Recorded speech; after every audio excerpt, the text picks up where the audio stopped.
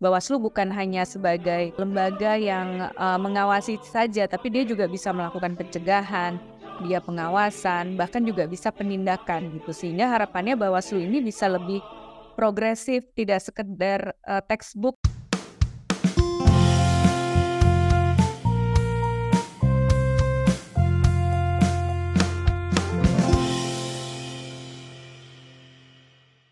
Salam perspektif baru untuk Anda, pemirsa acara ini di media sosial YouTube dengan nama akun Perspektif Wimar TV. Senang sekali saya Hayat Mansur kembali hadir menjumpai Anda di wawancara khusus Perspektif Baru. Sahabat Perspektif Baru, kita sedang menuju Pemilu dan Pilpres 2024. Saat ini kita sudah memasuki masa kampanye yang digelar pada 28 November 2023 hingga 10 Februari 2024. Kemudian pada 14 Februari kita akan melakukan pemungutan suara. Saat ini persaingan politik sudah mulai memanas dengan munculnya isu mengenai dugaan kecurangan pemilu dan diragukannya netralitas aparatur pemerintah di dalam pesta demokrasi ini.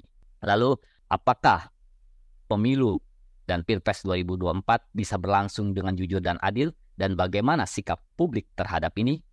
Kita bahas topik yang sangat penting ini dengan Hoirunisa Agustiati yang saat ini menjabat sebagai Direktur Eksekutif Perludem, atau kepanjangannya Perkumpulan untuk Pemilu dan Demokrasi. Salam perspektif baru, Mbak Nisa. Dalam perspektif baru, Pak Hayat, apa kabar? Kabar baik, semoga Nisa juga selalu kabar baik dan sehat selalu. Dan ini karena pasti Mbak Nisa pada setiap hajatan pesta demokrasi sesuai dengan lembaganya, yaitu Perludem, Perkumpulan untuk Pemilu, pasti sangat sibuk. Nah, sehubungan dengan pemilu ini, kami mau minta perspektif Mbak Nisa. Karena pada saat masa kampanye ini saja, sudah muncul isu mengenai dugaan kecurangan yang dihembuskan, yang disampaikan oleh para elit politik dan aktor politik. Nah, mengapa para elit dan aktor politik ini sudah menghembuskan isu mengenai dugaan kecurangan pemilu 2024 ini? Ya, sebetulnya kalau kita bicara konteks pemilu hari ini ya, memang ini agak berbeda dengan 2019 yang lalu karena sebetulnya narasi-narasi misalnya pemilu jangan curang, harus netral itu saya rasa sudah didengungkan bahkan sebelum hari kampanye sebetulnya karena masa kampanye sendiri kan baru dimulai beberapa hari yang lalu ya, 28 November gitu. Nah, ini sudah sudah mulai disuarakan. Sebelum masa kampanye sebetulnya ini sudah disuarakan. Nah, di satu sisi sebetulnya ini juga seharusnya bisa dipandang sebagai warning ya. Warning dalam artian begini, mengingatkan juga kepada penyelenggara pemilunya untuk betul-betul bisa netral, bisa independen, termasuk juga kepada instansi-instansi pemerintah yang lainnya gitu. Karena ya memang yang namanya pemilu ini kan ya kompetisi gitu ya, tentu semuanya ingin menang. Tapi juga jangan lupa bahwa publik mengawasi sebetulnya proses ini. Dan sebetulnya kan kalau kita bicara pemilu, kita nggak lihat hanya di ujungnya saja nanti ketika sudah ada hasilnya. Tapi publik secara luas juga akan melihat proses menuju hasil pemilu nanti seperti apa gitu ya. Karena kalau kemudian ada dugaan kecurangan gitu ya, ada dugaan tidak netral, kekhawatirannya kan kemudian nanti ini akan jadi jadi bom waktu ketika di ujungnya gitu ya. Biasanya nanti ketika perselisihan hasil pemilunya sudah ketahuan gitu ya, itu akan bisa menjadi ya tentu kita tidak berharap sampai chaos gitu ya, tapi kalau kemudian ini disimpan dan baru dimunculkan di ujungnya kan artinya menjadi pertanyaan, padahal kita punya mekanisme pencegahan, kita punya mekanisme pengawasan, kita punya mekanisme penyelesaian terhadap kecurangan pemilu sampai di ujungnya nanti. Gitu kira-kira. Mbak Nisa, apakah pada saat ini, yaitu di masa kampanye ini, potensi dugaan kecurangan itu sudah terlihat atau sudah muncul? Iya, saya rasa ini kalau kita melihat dari pemberitaan di media-media gitu ya, atau misalnya di pengalaman-pengalaman pemilu sebelumnya, memang kalau kita bicara pelanggaran kampanye yang sering muncul di masa kampanye menjelang hari H itu Pertama ada soal akurasi data pemilih gitu ya, atau yang berikutnya misalnya soal politik uang, atau juga soal netralitas dari ASN. Ini memang yang biasanya muncul gitu ya, belum lagi ditambah kritikan-kritikan yang disampaikan oleh masyarakat sipil kepada penyelenggara pemilunya misalnya untuk bisa lebih transparan, untuk bisa lebih terbuka gitu ya. Karena memang ada beberapa kritikan yang publik terhadap penyelenggara pemilu, misalnya karena ada beberapa kebijakan-kebijakan yang mundur gitu ya kalau dibandingkan dengan pemilu-pemilu sebelumnya, padahal dari sisi undang-undang pemilunya nggak berubah, tapi ada kebijakan-kebijakan yang diubah yang itu justru malah mundur kalau dibandingkan dengan pemilu-pemilu sebelumnya. Nah, Mbak Nisa, apakah manuver politik yang muncul, yang diberitakan di media massa, yaitu manuver politik penguasa yang berpihak kepada salah satu calon, bisa dikatakan sebagai suatu bentuk pelanggaran atau kecurangan? Ya, kalau memang itu terbukti, menjadikan itu kecurangan. Misalnya dalam kampanye ya, dalam kampanye itu kan ada beberapa larangan gitu ya. Misalnya tidak boleh melibatkan ASN gitu ya, tidak boleh melibatkan perangkat desa gitu misalnya. Kalau kemudian nanti dalam perjalanannya di masa kampanye ini ditemukan, misalnya ada ASN yang tidak netral, ada perangkat desa misalnya yang nanti terlibat gitu ya dalam upaya pemenangan peserta pemilu tertentu. Tentu itu merupakan sebuah pelanggaran karena undang-undang melarang hal tersebut, Pak. Oke, Mbak Nisa, saat ini narasi-narasi mengenai isu dugaan kecurangan ramai di media sosial dan media massa. Dan ini juga menjadi perdebatan sengit di antara kubu pasangan calon presiden. Nah, apa dampak dari ramainya isu ini terhadap publik? Kalau kemudian pihak-pihak misalnya yang diduga memiliki keberpihakan ini memang tidak bisa menunjukkan bahwa mereka ini independen, mereka ini netral, tentu akan berdampak pada kepercayaan publik terhadap proses penyelenggaraan pemilunya. Misalnya tadi ramai narasi misalnya ASN ini harus netral. Tapi kemudian ketika misalnya ditemukan ada ASN yang terlibat secara aktif gitu, misalnya berpihak menjadi pemenangan pasangan peserta pemilu tertentu, ini kan kemudian akan berdampak pada dua hal. Yang pertama, dia bisa mencederai proses penyelenggaraan pemilu yang bebas dan adil ya, free and fair, karena yang namanya penyelenggaraan pemilu itu kan ya peserta pemilunya juga harusnya setara gitu ya, startnya tuh setara. Nah, yang berikutnya adalah kepercayaan terhadap si ASN itu sendiri, terhadap birokrasi itu sendiri, karena ASN ini kan sebagai pelayan publik ya. Kalau kemudian misalnya mereka tadi ya diduga ikut-ikutan gitu ya, memenangkan peserta pemilu tertentu, publik pun juga akan turun kepercayaannya kepada upaya reformasi birokrasi kita yang selama ini juga sudah berjalan. Apakah dampaknya hanya pada kepercayaan publik terhadap ASN? Apakah itu bisa sampai menyebabkan terjadinya konflik atau bentrok di masyarakat? Ya, nah sebetulnya ketika kita bicara soal ada ASN yang tidak netral ya, sebenarnya kan kita bisa melihat dari dua sisi. Di satu sisi mungkin saja memang mereka secara aktif gitu ya, secara aktif melibatkan dirinya dalam dalam upaya pemenangan peserta pemilu tertentu. Tapi di sisi yang lain bisa jadi keterlibatan mereka itu bisa jadi karena misalnya ada yang memerintahkan. Nah, kalau kemudian ini terjadi kan sebetulnya artinya bukan hanya dari si ASN-nya sendiri yang perlu kalau kita bicara soal penanganan pelanggaran yang perlu diberikan sanksi kan bukan hanya soal ASN-nya, tapi siapa yang memerintahkannya itu juga menjadi penting. Kalau kemudian nanti ada laporan penanganan pelanggaran, makanya itu perlu terbuka. Karena kalau tidak, publik menjadi nggak percaya dengan proses ini gitu. Kekhawatirannya adalah ketika misalnya nanti sudah ada hasil pemilunya, itu akan mendapatkan legitimasi yang rendah dari publik. Karena publik melihat tadi, publik tidak hanya akan melihat hasil pemilunya, tapi juga akan melihat keseluruhan proses penyelenggaraan pemilunya. Dalam hal ini, salah satu peran yang penting adalah Bawaslu, Badan Pengawas Pemilu.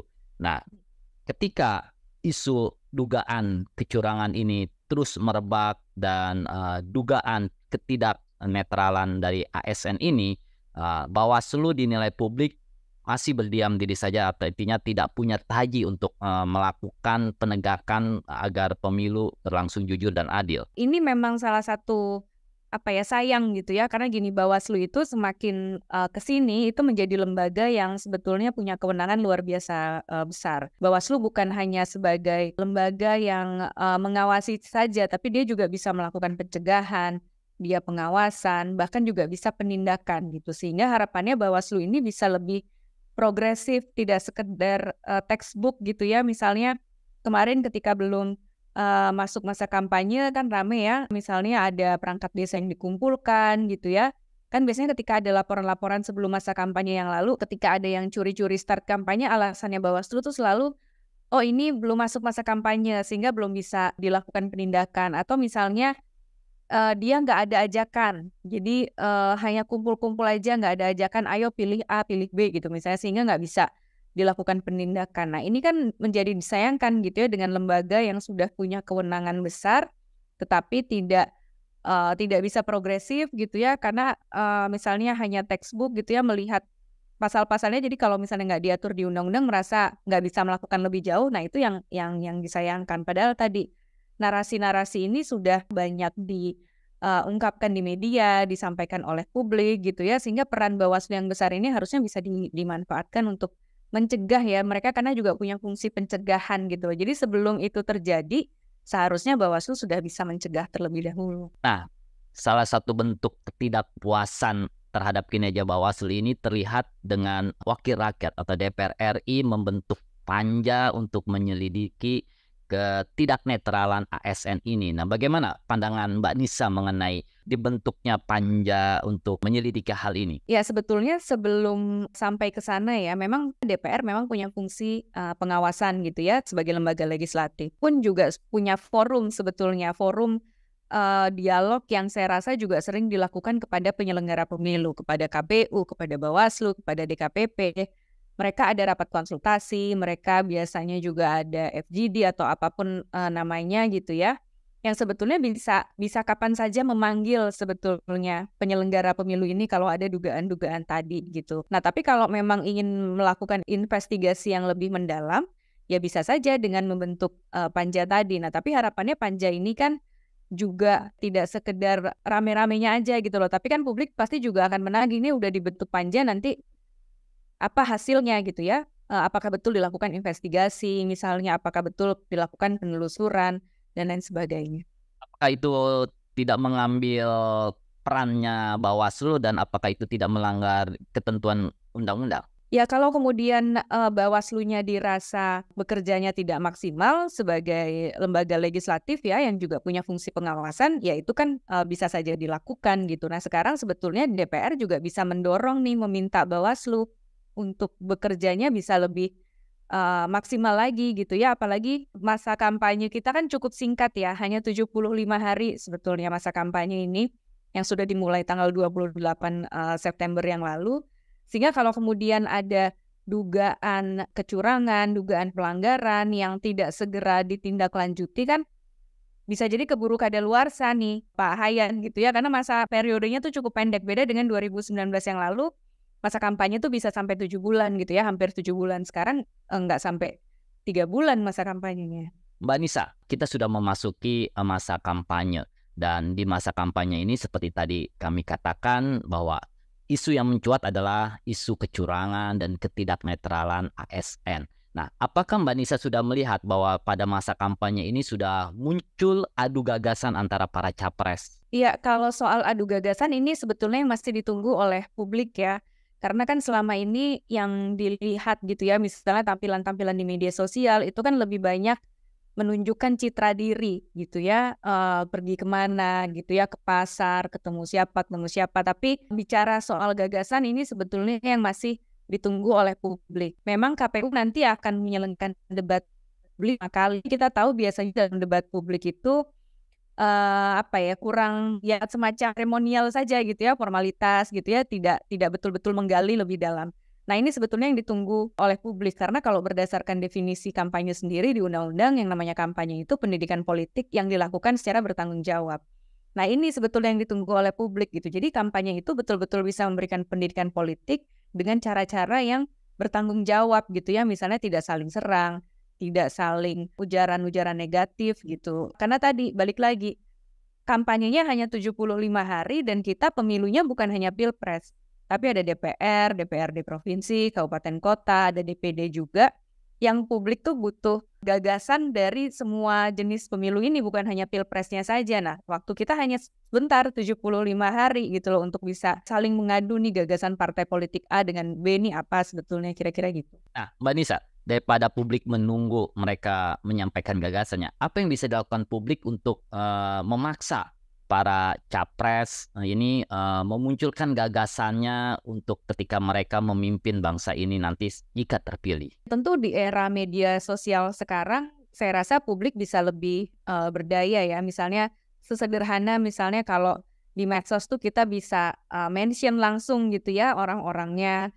Atau misalnya kalau yang biasanya dilakukan oleh teman-teman mahasiswa itu mengundang lewat media sosial gitu. Berani nggak datang debat yang diadakan oleh BEM kampus mana gitu ya. Nah itu bisa sekali dilakukan gitu ya oleh masyarakat, oleh publik, ataupun juga dengan dialog-dialog seperti ini. Nah, dengan kondisi saat ini ya, munculnya isu dugaan kecurangan, munculnya isu mengenai ketidaknetralan ASN, dan banyak juga hoax-hoax ini. Nah, bagaimana publik harus menyikapi dengan banyaknya beredar hoax di media sosial terhadap pemilu ini? Yang bisa publik lakukan tadi ya di tengah keterbatasan regulasi misalnya, publik bisa menjadi pengawas pemilu, pemantau pemilu gitu. Kita bisa mengawasi dengan sumber daya kita masing-masing.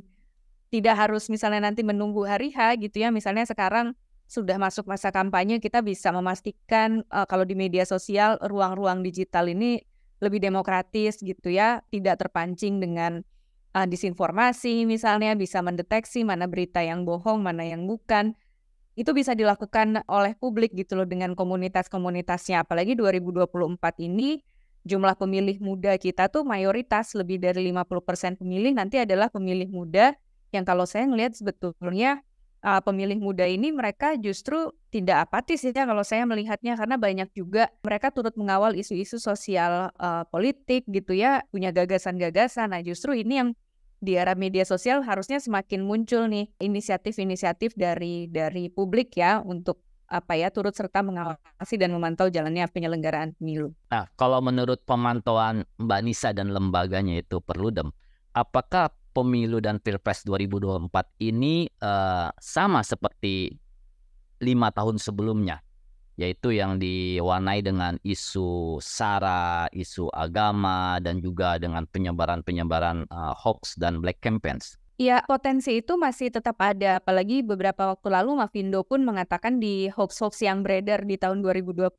ini, mayoritas itu sudah hoax-hoax politik gitu loh. Padahal itu jauh sebelum masuk masa kampanye. Jadi sebelum masa kampanye pun itu sudah mulai beredar gitu ya, terkait dengan disinformasi. Nah, memang bedanya dengan 2014 dan 2019, kalau dulu mungkin bentuknya tuh lebih pada teks gitu ya, pada foto. Tapi sekarang kan dengan kemajuan teknologi namanya AI gitu ya, yang itu bisa saja memanipulasi video gitu ya, suara yang belum tentu itu suara asli, belum tentu itu video asli yang kemudian disebarluaskan kepada masyarakat. Dan yang menjadi mengkhawatirkan kan kalau kemudian masyarakat percaya video-video yang dibuat-buat itu gitu. Nah kalau ini tidak penyelenggara pemilu nggak tanggap nih dengan metode hoaxnya tuh udah secanggih itu.